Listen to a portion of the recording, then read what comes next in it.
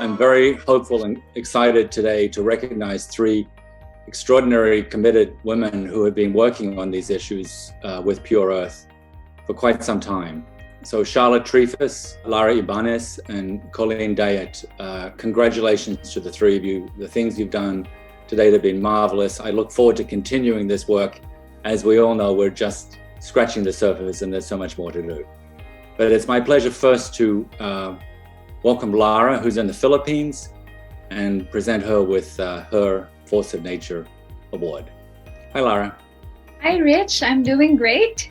I can't believe it's been 9 years we've been working together with Pure Earth. What an extraordinary journey we've had along the way. You're quiet and strong and one of the smartest people in our team.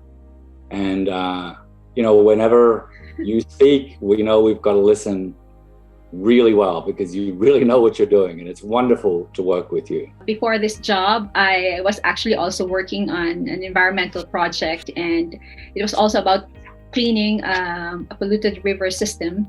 And I thought, I'm not going to do toxics anymore, but soon enough, I'm back on board on a river that we have to clean up. And so it's been challenging, but at the same time, rewarding.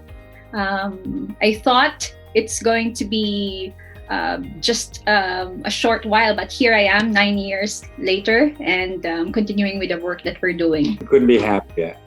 And tell me, what has it been like dealing with this particular river system? Yeah, so we've been working with HSBC for 7 years now. We started, that's my first project when I entered Pure Earth, and it was a huge task to do because we were doing a big project with 4 components. One is pilot testing remediation technologies for our fish farms, because we found out that, the polluted river feeds into these fish farms, and so the fishes can be contaminated, and it has huge public health risks. And then we did river quality monitoring and fish quality monitoring, and we had awareness raising campaigns and capacity building for all the stakeholders. So it was really huge. We had to do a series of road shows to raise awareness, go to the schools, talk to the government and the industries, everyone, to get everyone on board on this mission to help rehabilitate the river system, but at the same time, do something significant with regards to the fish farms, which is a critical component. It's been a lot of work.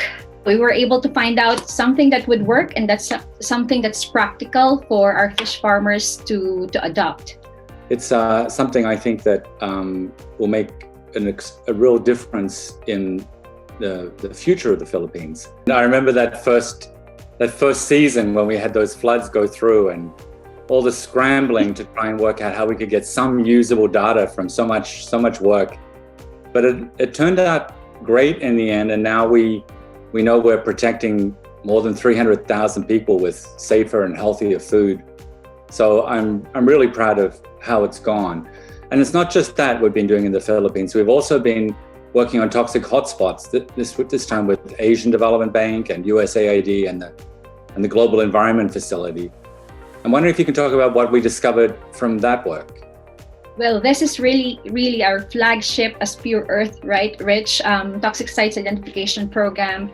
And we're glad that we have worked with this organization supporting this work in the Philippines. So what we found out is that actually out of about 250 sites that we have entered into our database, 20% are lead sites. So these sites have lead as their key contaminant. So that's not counting the other sites, which might not have lead as the key contaminant, but still have lead among its contaminants.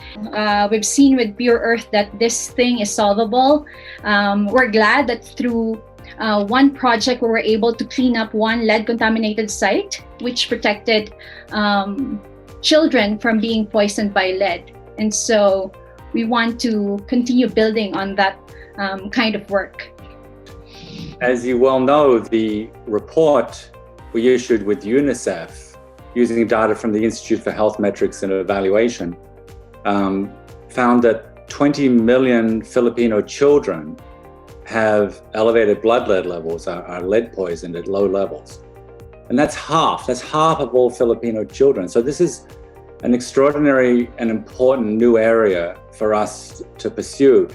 So I'm really excited about the plans we have under development to tackle this particular area. And I know you're absolutely ready to take it on. And I'm so happy that with your creativity and resolve and plans and efforts in all of these areas. And it just is such a delight for me to present to you now our Pure Earth's 2021 Force of Nature Award.